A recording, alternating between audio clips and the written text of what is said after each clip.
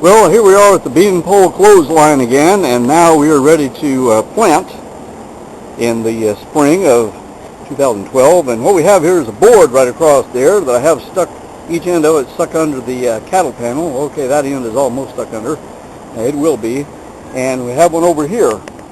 And what we have here is we actually have some beans that we harvested from the bean pole clothesline last year. And so we're going to see if those that we've harvested, we can plant and see if those are going to come up for us. I'll tell you what I've done here is I've taken some cordage here and gone up and wrapped it around up here and then down here, looped it around down here, and I was going to just continue to loop it around. But you know what? It's hot as blazes out here, and the standing and stooping and trying to loop it around and figure out how to do that when you have a great big ball of cord there is just not going to work for me, because it's pretty easy to work up a sweat doing that. So I'm going to have to resort to other means.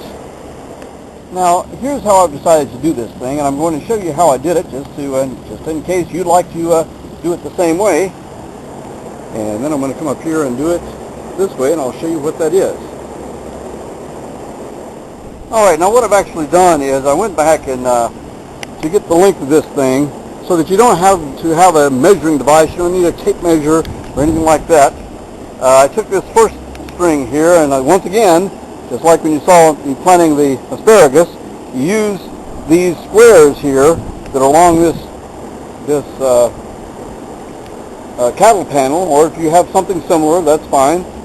Anyway, so I've got my loop now, and all I've got to do now is put this loop here on my T-post, and I discovered that if I go to the next T-post and go 1, 2, 3, 4, that's exactly the right length, and now all I have to do is cut it. So now that I've cut it and put a loop in it, now I can just go in and go through this loop here, if I can do this successfully here, and pull up my loop. I can do that.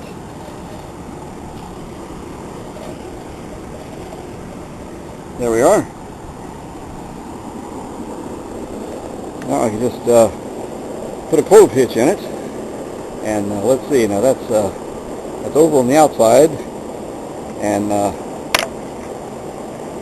yeah, that's over on the outside, like so. And then let's see.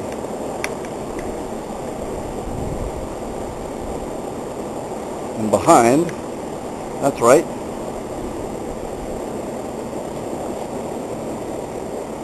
Let's see. Oh no, it's over on the back. All right, it's over on the back, and then over on the back and then behind, and then over and down through. Over, and it's hard to do this with one hand, okay? But I'm doing it. Okay. Now there's a one-handed clove hitch there. I know you're proud of me. There's a one-handed clove hitch. So anyway, that's what I'm doing. Okay, so I had extra. I just want to show that I'm making some progress here.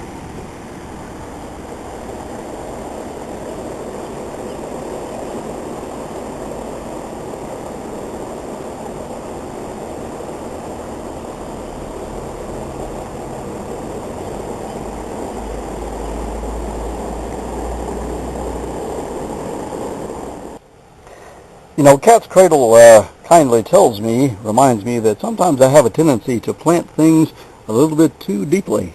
So I'm going to make a little mark here at the 1-inch mark and make sure that I'm planting these beans the depth they should be planted. Now what I'm going to do here is I'm going to stop at this point, because even though I'm going to have these strings on the other board going all the way across, but on this first board I'm going to leave this as an opening so we can go in from this side and pick. Once these are filled with beans, we'll be able to step in here and pick from the inside. Already we'll be able to pick from the outside, but this will be a doorway inside the inside this beam structure.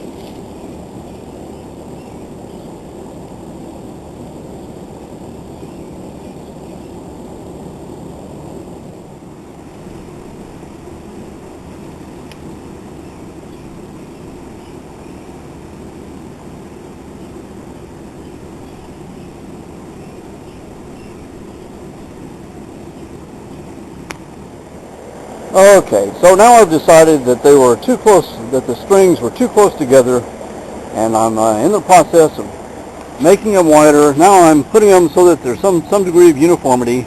I'm making the strings about a palm width apart. Okay? So, because it had just appeared to me they were just way too close together, based on my experience with the beans last year.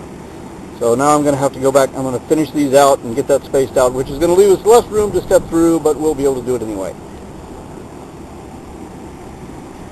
Okay, so did you ever have a situation where things didn't quite turn out as you planned?